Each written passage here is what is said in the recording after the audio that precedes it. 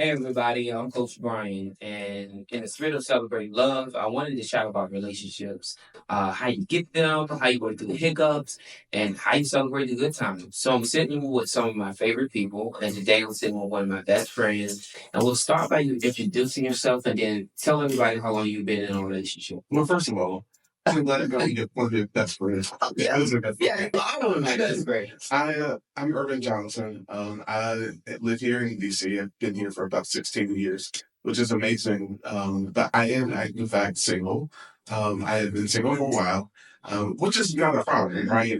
For me, being single, as a man here in DC, black man, a gay man, um, getting to know myself, learning myself, the things, my boundaries, what I love, who I am, what I care most about. That is probably one of the greatest joys, and I think I've been doing that probably for the last few years. I think since COVID, since the pandemic started, really gave me an opportunity to take a step back and think about where I was headed in my life. I think it was a critical moment. I think for all of us to A nice little reset. just to say, like, who am I? Yeah. And am I living in my truth? Am I doing the things that make me happy? And I can share more about that. But I think for the last couple of years, probably since 2020, have given me a chance to become a better person. And I'm fairly grateful for that opportunity and the space and time Yeah. to do those things. Yeah, I'm one of the people that I feel like, I, I don't know what I want to say it out loud sometimes, but I didn't mind the pandemic at all. I've been working since I was 14. And so giving myself an opportunity, like you said, to hit reset, like I welcome that. Um, and I like that, one of the reasons why I guess I'm including singles in this is that I think so many people think relationships are the be all end all. And we're the most important relationship that we have are the relationship that we have with ourselves. So I'm so glad and honored that you're doing this. So if you can give us a little insight, what is one of the most important things you've learned as being a single person? Oh my goodness. What I've learned most as a single person is to truthfully respect myself. And I think I'm gonna mess up on this one. So just talk about it. Sorry. Yeah. Yeah. Yeah. I think I figured out most about being single is that I am who I am. The things that I care about, the values that were instilled in me by my parents, the things that I love most, which is God, the things that, religion, Christianity, my church, these are things that I value, right? I value my career, I value my family. And I think sometimes, you get lost a little bit when you're in a big city like DC and you're being pulled in different ways by different people. And you stop being true to who you are and what you care about.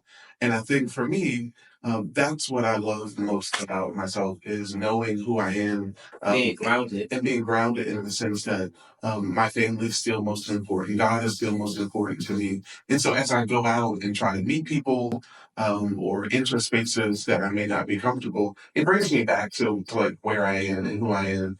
And so that always is a constant reminder. Don't compromise. Right.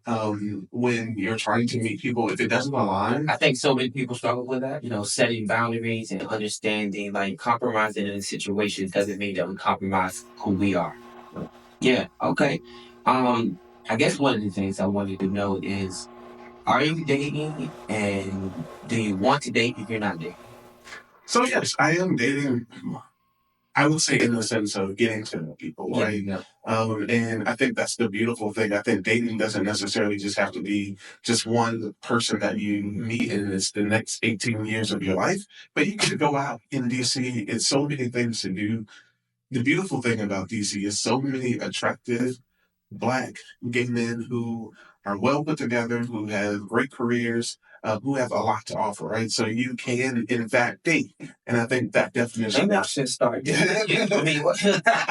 Dating is fun, right? Because you get to try the restaurants, you get to try new experiences. It can be expensive too. It is expensive. And I have had to put some boundaries on the cost. Right. But that is fun, right? It's part of it. It's part of the journey. It's part of the journey. And one of the great things about living in a place like DC is on Saturday night, you can walk into any room, any space, and see some of the most beautiful black men that you've probably never seen. It's like a new batch every week, right? Yeah. And that is fun. That is exciting. And so I, in fact, enjoy doing that. And until the right person comes along, I appreciate that opportunity to meet with people. So it very much sounds like you have a glass half full type of mentality when it comes to dating. What is the one thing that you think you would say to someone who is struggling with that? Interesting you said that. I am optimistic about dating. I do hear a lot of people around me tend to be particularly jaded about the experience Yeah. A because lot of times when things don't turn out the way people think, or it hasn't happened in so long, which in coaching we call limited belief, they will tend to start leaning more on the jaded side. and I think I had to change my own mindset around it. Yeah. And knowing that it's not my fault that something didn't happen. It's not their fault. We're just simply not meant to be together. Right. And a lot of times, people want to believe in right and wrong or assign blame. A lot of times it just means make another choice. Just make another choice. And I just say that, there are other beautiful black men in DC. Try another one. Hey, don't like this one. I'm gonna go back for another. And get another. And I like that. and that, I mean, and it's fun. And I think when you are intentional and you try to create opportunities in space, in time to meet and engage with people, it'll happen. And it has happened. And I want to say, truthfully, like I've met some wonderful people, right, who are good friends now. Yeah. It just didn't work for us. But I do think as time goes on, I'm 38. Hopefully, some of it. Oh, you 34. But I'm hopeful that a person will enter at some point, and it'll happen. But Well, it's what you're doing if you continue to stay aligned with who you are. I'm quite sure it's gonna happen too. Yeah. Yeah. And I wish there was something else I could say. I think you kind of like wrapped it up in a nutshell.